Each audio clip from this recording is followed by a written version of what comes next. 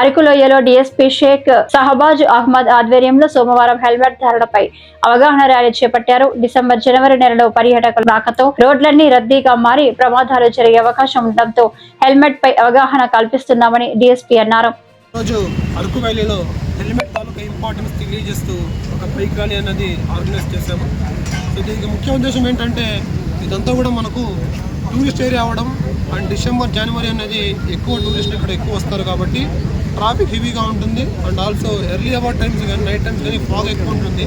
So దీని తాలూకా మనకు accidents అయ్యే అవకాశం ఉంది కాబట్టి ఈ యాక్సిడెంట్స్ నుంచి ప్రాణాపాయం రాకుండా ఉండడం కోసం హెల్మెట్ ఖచ్చితంగా ధరించాలని చెప్పేసి దాని ముఖ్య ఉద్దేశాన్ని తెలియజేస్తూ ఈరోజు ఈ ర్యాలీని మనం పెడుతున్నామండి.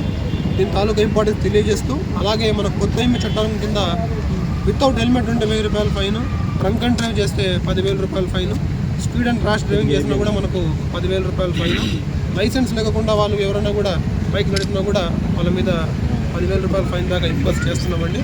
కాబట్టి టూరిస్టులు ఎవరైనా వచ్చినా కూడా లేదా ఇక్కడున్న అరకులో ఉన్న పీపుల్ కూడా ఖచ్చితంగా హెల్మెట్ ధరించి మీరు వాహనం నడపాలి. ఒకవేళ కార్ డ్రైవింగ్ చేస్తుంటే కనుక ఖచ్చితంగా సీట్ బెల్ట్ పెట్టుకోవాలి.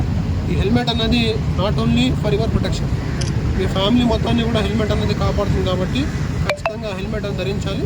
అండ్ దాంట్లో భాగంగానే ఈరోజు మేము ఇక్కడ అరకులో హెల్మెట్ తాలూకా ఆవశ్యకతను తెలియజేస్తూ ఒక ర్యాలీ అనేది బైక్ ర్యాలీ అనేది మనం ఏర్పాటు చేశాము.